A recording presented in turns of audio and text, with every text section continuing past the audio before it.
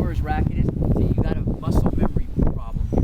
See where this is? The only way he's going to get this is he's going to think, I got to get my strings that way. Okay. Because if he does this, he'll do the bubble loop and it's a different stroke. Then it's a lefty forehand. Listen, I'm not saying you can't hit it like that. Yeah. It's just that there's a better way. And I think when you're at this age, you should give it a shot. So your strings, if he thinks his strings are going to be that way, watch. It happens to everybody. When they think, okay, my strings got to be that way, he'll put the racket like this. Look where the strings are.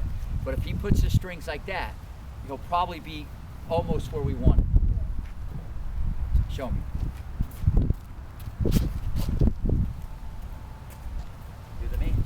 Pretty like much better. That was good. Frame that up.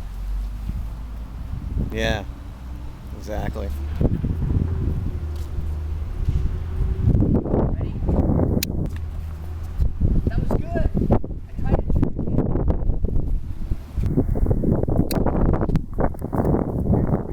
Yeah. 1, 2, 3. Now I can get into. Now we can get into like the shape. Gotta work it.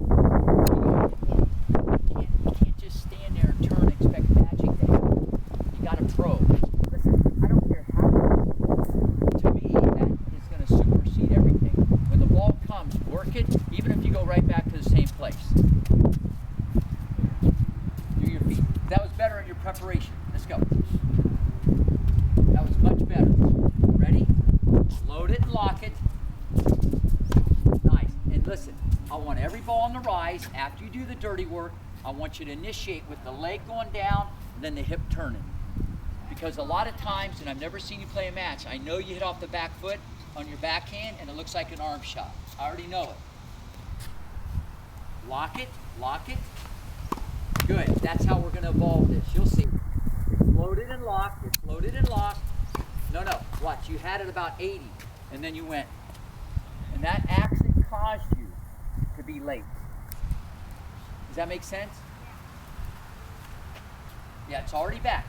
You just pull with the right arm first. There's some other things going on here, but it's one piece at a time. Stay back.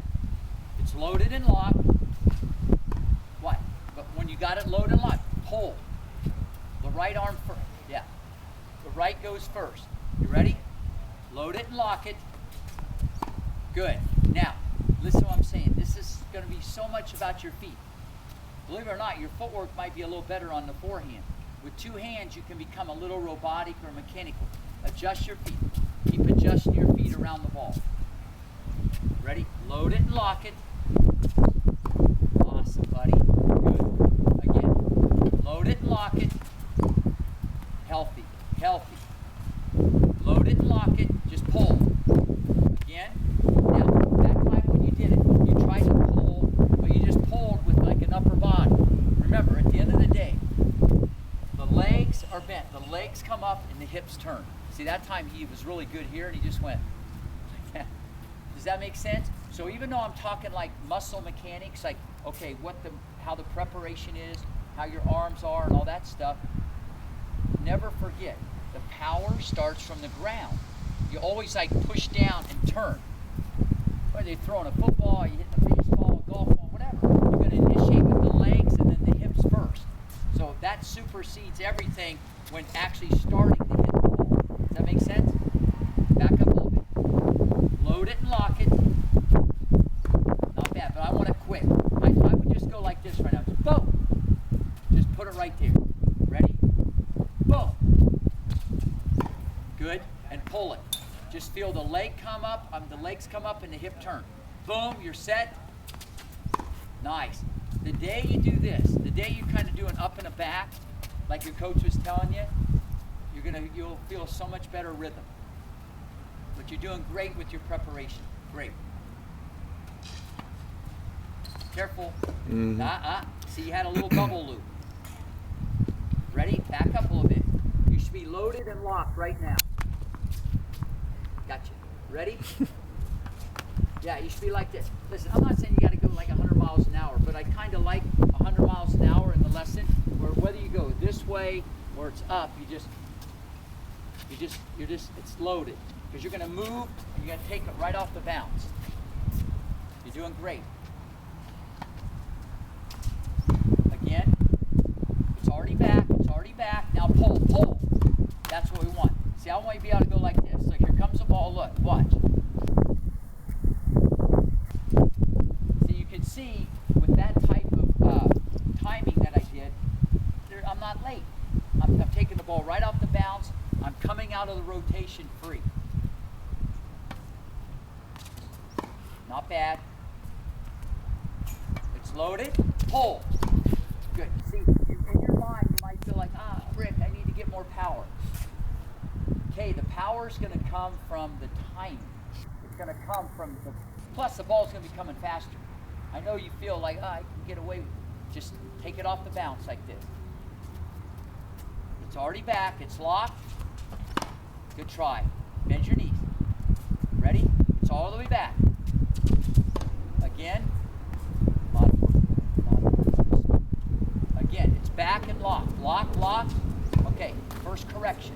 When I say lock it, you do not want the left elbow to lean or to seat behind. If you look from the back view, when I go to hit the ball, watch me pull this. See, when I pull it, you can see my left elbow. You can see where it is. See, what I don't want him to do, even though he thought he was pulling, his left elbow is going like that. The whole concept or theory of what we want on both sides, you want your strokes shorter, but you want them faster. You're making the racket head, look, when you pull it, flip, and the racket just speeds up from a shorter position, and then you straighten out your left arm. So your left elbow, kind of like what I said on the forehand, if you think of getting the left elbow up right away, that will cause a good thing to happen. You don't have to think about that. Just try to dial in this preparation. Awesome. I'd love to see when I hit the ball, for him to go back 1 or 2 steps, back to the ball. If you ever do what I call a little, like a half moon, you gotta go back, or like a little C. All the top players just go around and come back in. But he just like takes these like straight angles at the ball. Again, ready? You're loaded and locked. Now you kind of took it back. I'm not saying you can't, but I want it all the way back. You ready? It should be locked right now. Just locked right there. Again, cross court, okay? Cross court. You back up just a little bit. Go ahead and put your racket back right now. Set it back there. Turn. Bend your knees. Watch this. See where I'm at? Okay, here we go. Again, you're in the game. Set the racket. Again, try to keep your left elbow on the hitting side. Show me your practice swing. Watch. From this position, just pull. Pull with the right. Pull with the right. Here we go. Good. That was your setup. Good job, buddy. Again, set the racket, set it. Not bad, but watch it. See the timing mechanism or the whole sequencing of your stroke. You're actually out of the legs before you even hit it. And that's all that is timing. This is better, but now you got to synchronize so it's all there. See there, because you didn't get any benefit from your legs on that. Lock it in, lock it. Again, already have a back, hey, have a back. It's back, it's locked, it's locked. Again, adjust your feet. See, what I see here is I know you can do the stroke right. I just see such a disconnect of the legs working in harmony with the arms. That's kind of what I'm seeing. And that's why you're just mistiming the ball. You got to feel the legs, then the hips and the arms just kind of go 1, 2, 3, 4. There should be no break in the swing. It's just your timing. It's locked back here, pull. Again, already have a back. Already have a back, right off the bounce. Good try. Now, explain that one to me. Obviously, at the end of your racket, you're too far from the ball. But did you feel excited when you hit on the rise? Did you just feel rushed there? See, there's a mental part here. He feels a little anxiety. He feels rushed. So that is another reason why he probably does his footwork sometimes this way. Take your time. See, what I was telling your dad, I'd like you to actually go back a little bit and then come to the ball. So it's almost counterintuitive. You might have to go back to go forward. So go ahead and take a few steps back not yet, but when I feed it and come back into the ball. That might help you like just relax and kind of calm down. It's locked in, now come back in. Again, attaboy. So go back a few steps, now come back to the ball. Again, first correction. Just athletically, when you hit the ball, you have to bend at the knee. So whenever you hit the ball, if you notice my demonstration, I'm like this. See, I'm in a crouch, okay? Because I'm always gonna start the engine with my legs. When you started that stroke, his legs were totally straight. Does that make sense? So no matter what type of mechanics you have, it doesn't matter. You gotta initiate with the legs. That's why you never see anybody like hitting the ball, you know, you always see them loading and exploding. So you gotta sit in that chair and you're gonna come out of the chair. Go back a few steps, now come back in. That wasn't bad. Get your preparation, don't lose sight of the main thing. Now go forward. Attaboy. Nice one. Oops. Get it back. I want it all the way back. It's back and locked. Not bad, but see, it's still going this way. Because I'm actually seeing, not always, I'm actually seeing the left elbow on this side of the body. I mean, if it disappears, I can handle it. But when I see it on that side, too far. So, I need your left elbow up a little higher, take it back. Now you gotta get the strings that way. Now from there, get it there, lock it, do not move it from there. You just drive your legs, turn your hips, and pull your right hand. Pull. Thank you. That was a good flip. Again, and you actually want to think in your mind, I'm going to pull it and the racket flips. And then you just push through the contact. Set it. Not bad. Again, take 2 steps back when you go to hit this and then come back in. Have it a little bit more this way. There you go. Again, set the racket. I can live with it. Pull. Again, take it right off the bounce. Go back a little bit, pull. But see, you did this. You went here and then there. You got that 2-piecer. It's just a forward swing. So you got to have it stretched, feel loaded and locked. Ready? It's loaded and locked. Nice pop. Way to turn it over. Back up a little bit.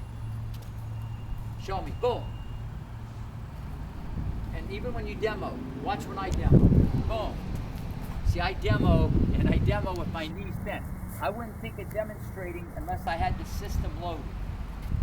Show me. Demo. Better. Again.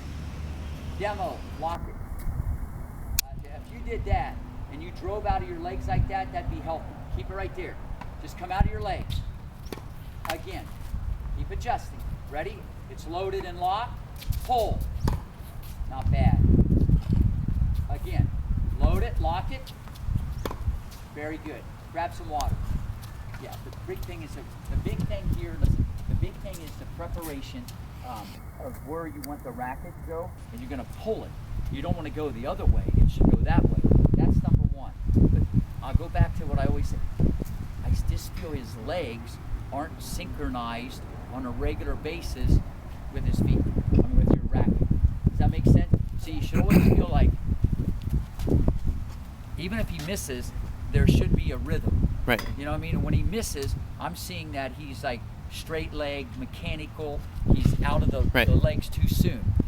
Do you know what I'm trying to say? See, you should always feel this, and if something happens, that's okay, but he didn't miss it because he didn't do this loading up thing that we're talking about. Well, this is what you said last time also, is that he just drives those straight angles to it, and then it looks like his footwork's not there, but I think a while back we worked on just on the rise, just over and over. So it, you know, that, and then ever since then it's been kind of like that. So I think, you know, how do we? That actually what happens. I see a lot of kids that they're trying to hit on the rise, and it does mess up their footwork.